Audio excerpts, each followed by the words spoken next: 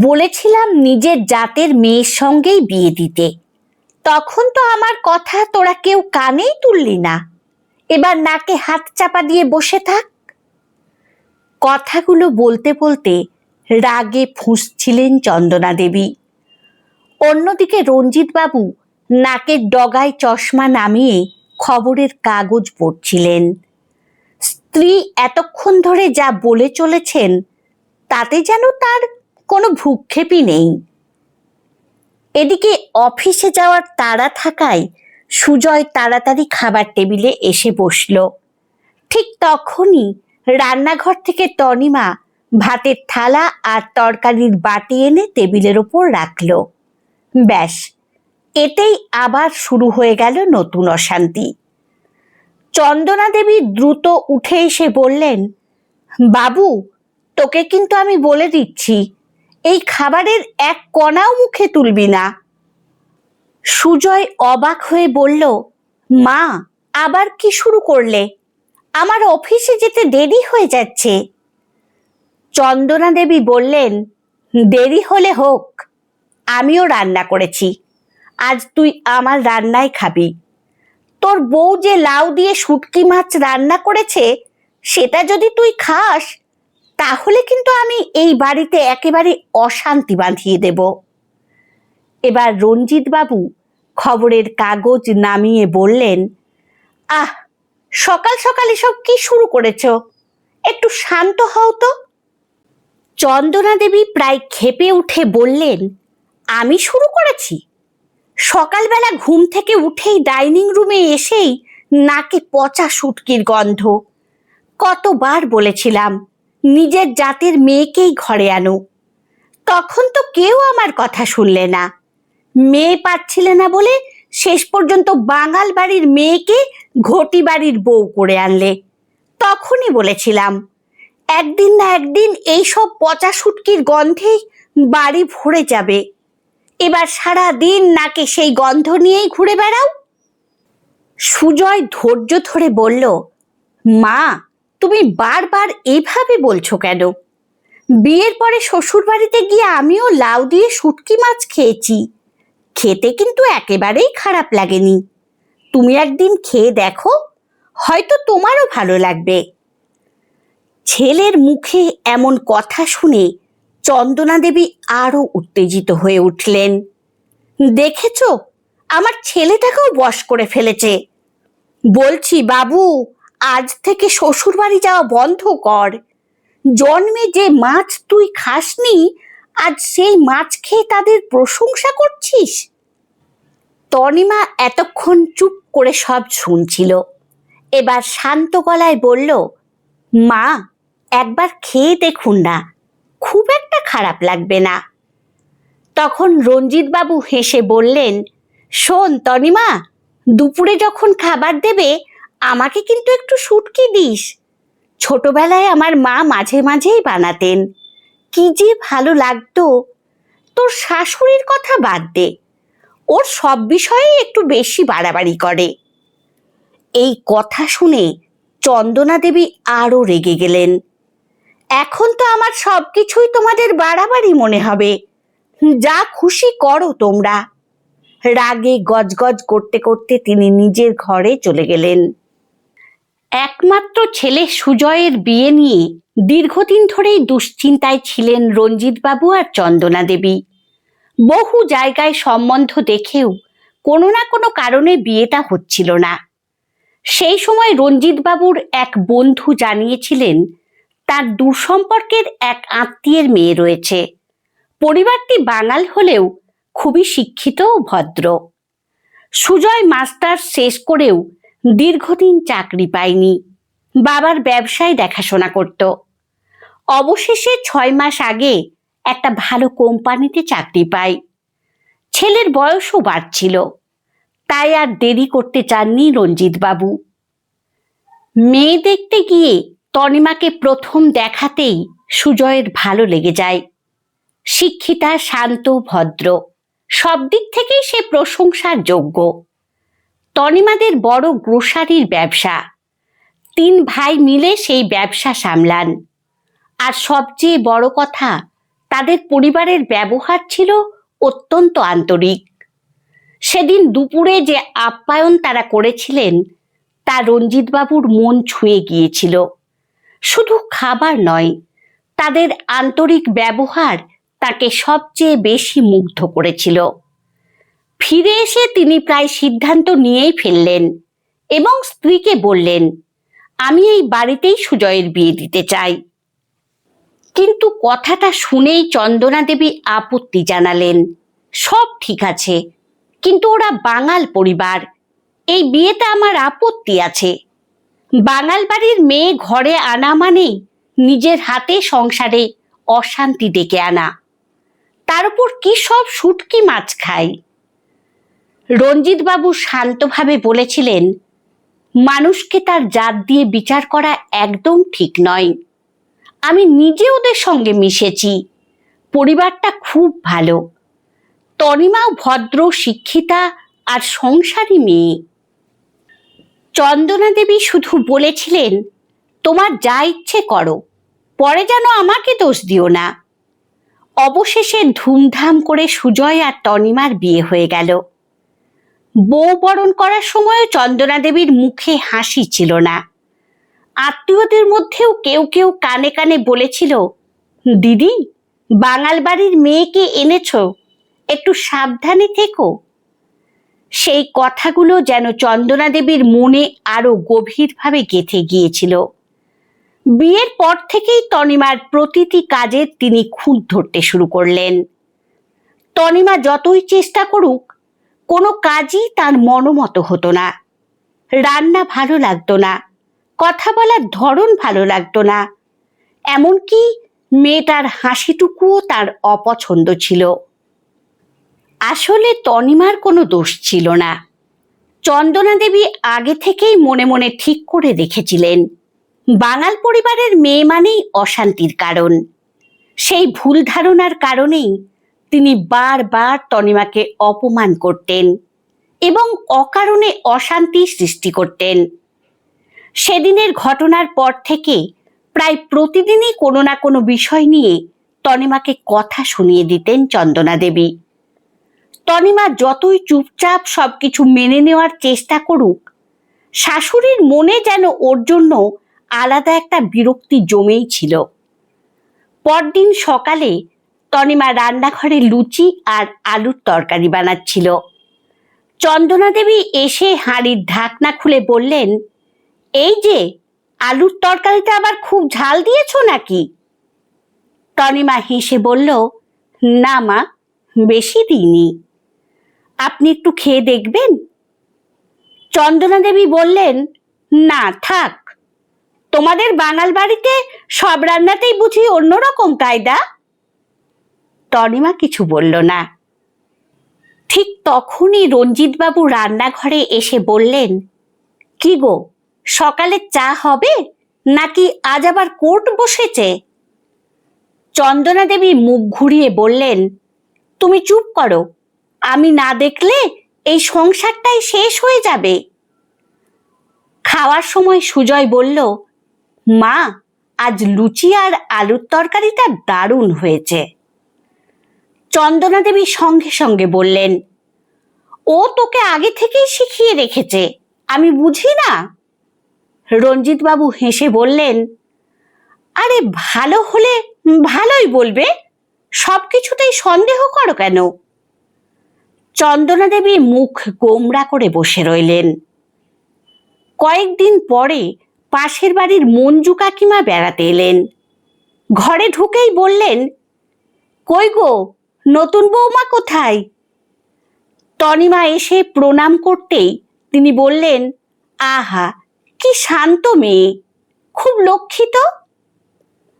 চন্দনা দেবী মুখ বাঁকিয়ে বললেন, শান্ত তো বটেই, কিন্তু বাঙাল মেয়ে যে। মঞ্জু কাকিমা হেসে বললেন, ও মা, এখনো এসব নিয়ে বসে আছো?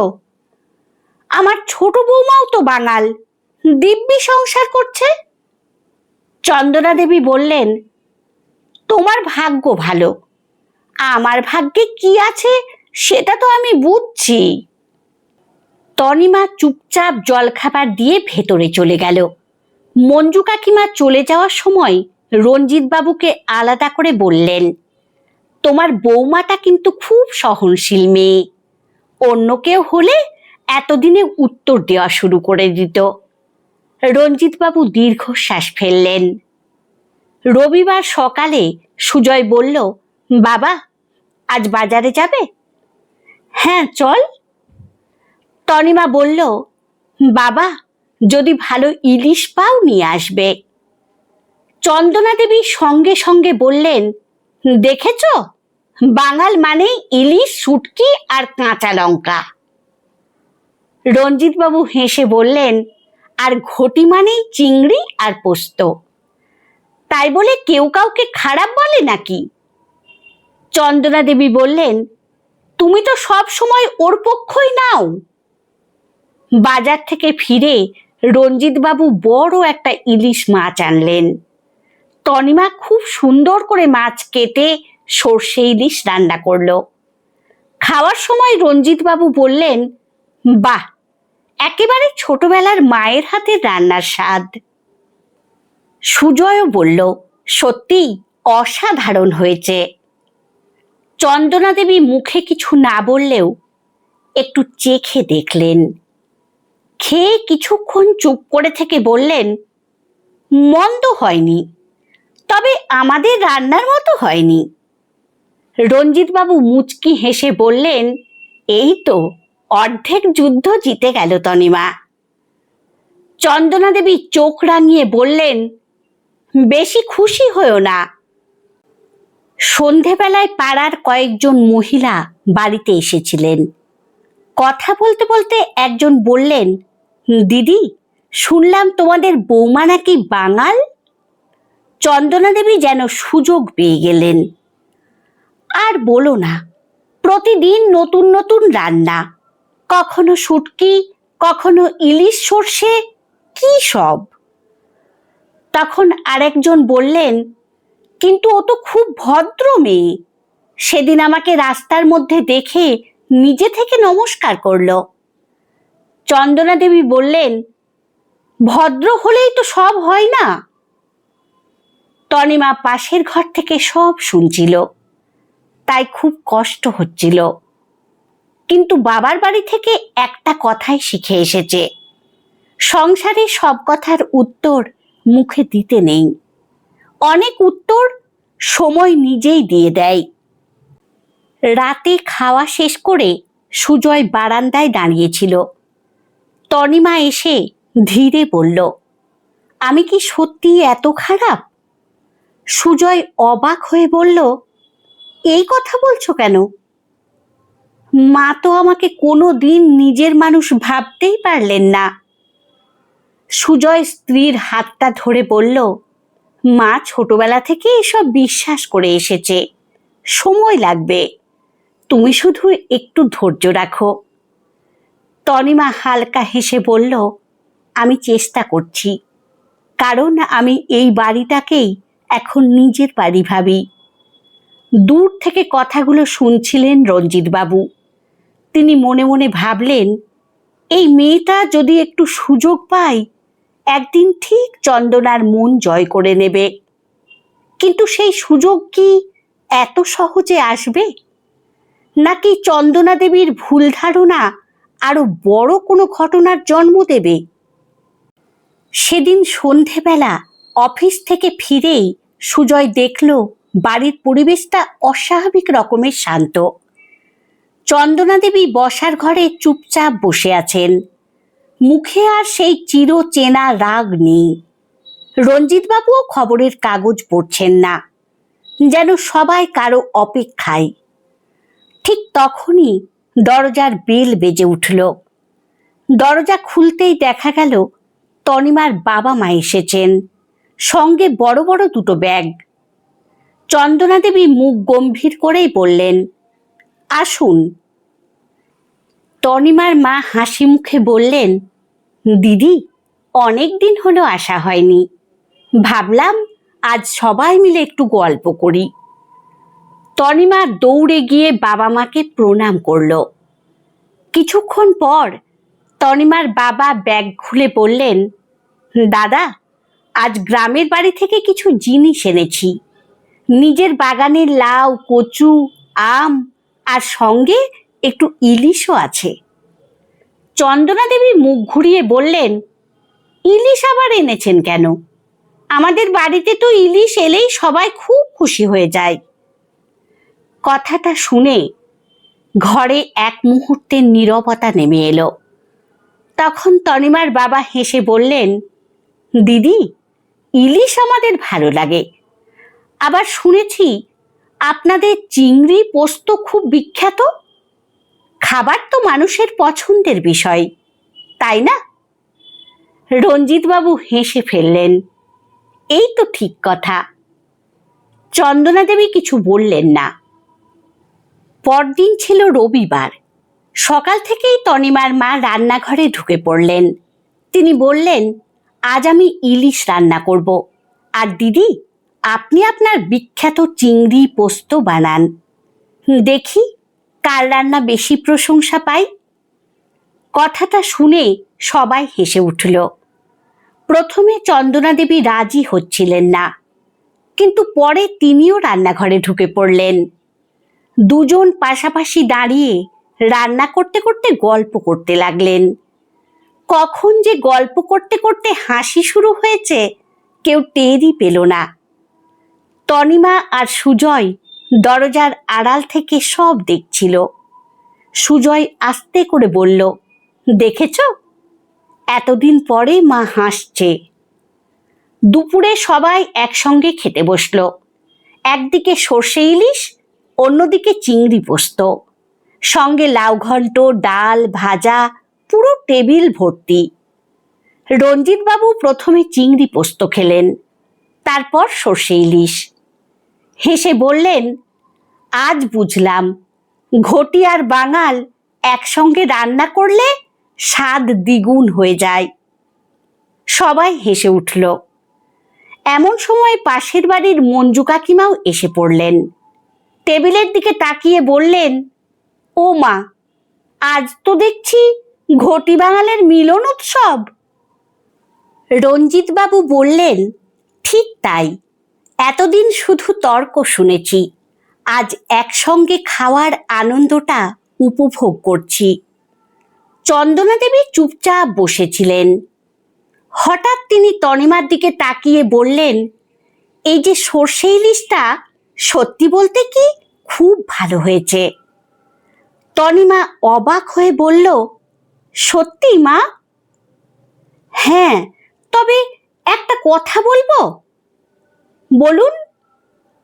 পরের বার একটু কম ঝাল দিও, আমার এই বয়সে আর এত ঝাল সয় না। ঘরে সবাই হেসে উঠল। তনিমার চোখে জল চলে এলো। এই প্রথম শাশুড়ি তার রান্নার প্রশংসা করলেন। খাওয়া শেষ হওয়ার পর চন্দনা দেবী নিজের ঘরে গেলেন। কিছুক্ষণ পরে হাতে একটা সোনার বালা নিয়ে ফিরে এলেন। তনিমার সামনে দাঁড়িয়ে বললেন, এটা আমার শাশুড়ি আমাকে দিয়েছিলেন। এতদিন ভেবেছিলাম যাকে দেব সে যেন আমার মনের মতো হয়।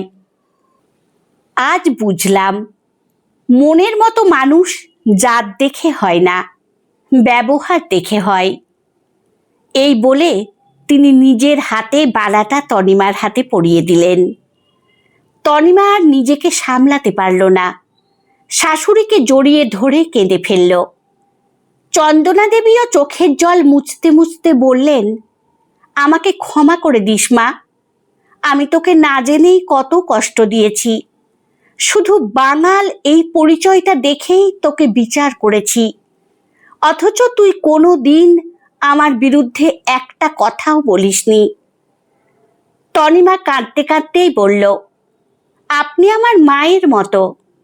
মা যদি বকতে পারেন তাহলে শাশুড়ি মাও পারেন। আমি শুধু চেয়েছিলাম একদিন আপনি আমাকে নিজের মেয়ে বলে ডাকুন। চন্দনা দেবী সঙ্গে সঙ্গে বললেন, আজ থেকে তুই শুধু আমার বৌমা নয়, আমার মেয়ে। রঞ্জিতবাবু হেসে বললেন, এই কথাটা শোনার জন্যই তো এতদিন অপেক্ষা করেছিলাম। সুজয়ও স্বস্তির নিঃশ্বাস ফেলল। মঞ্জু কাকিমা হেসে বললেন, দেখলে তো, এতদিন ঘটি বাঙাল নিয়ে ঝগড়া করলে, শেষে কিন্তু ভালোবাসাই জিতল। চন্দনা দেবী মৃদু হেসে বললেন, সত্যিই তাই। এতদিন বুঝিনি মানুষকে তার জাত দিয়ে বিচার করা কত বড় ভুল। কেউ ঘটি, কেউ বাঙাল, এসব পরিচয় থাকতে পারে, কিন্তু তার চেয়েও বড় পরিচয় হলো সে একজন ভালো মানুষ। সেদিন বিকেলে সবাই একসঙ্গে বারান্দায় বসে চা খেলো। চন্দনা দেবী নিজের হাতে তনিমার কাপটা এগিয়ে দিয়ে বললেন, শোন, আগামী রবিবার কিন্তু তোর সেই লাউ দিয়ে শুটকি রান্না করবি, এবার আমিও খাবো। সবাই অবাক হয়ে তার দিকে তাকালো। তিনি হেসে বললেন, কি হলো, এতদিন শুধু নাম শুনে ভয় পেতাম, এবার আমার বৌমার হাতে রান্না না খেলে চলবে? হাসির রোল পড়ে গেল সারা বাড়িতে। সেদিন থেকে সেই বাড়িতে আর ঘটি বা বাঙাল নিয়ে কোনো তর্ক হতো না, বরং যখনই ইলিশ আর চিংড়ি একসঙ্গে রান্না হতো, চন্দনা দেবী হাসতে হাসতেই বলতেন, ঘটি বাঙাল আলাদা হতে পারে, কিন্তু সংসারের হাঁড়িতে ভালোবাসার স্বাদটা সবার জন্যই এক। গল্পটি আপনাদের কেমন লাগলো কমেন্টে অবশ্যই জানাবেন। ভালো লাগলে লাইক ও সাবস্ক্রাইব করে পাশে থাকবেন। ধন্যবাদ।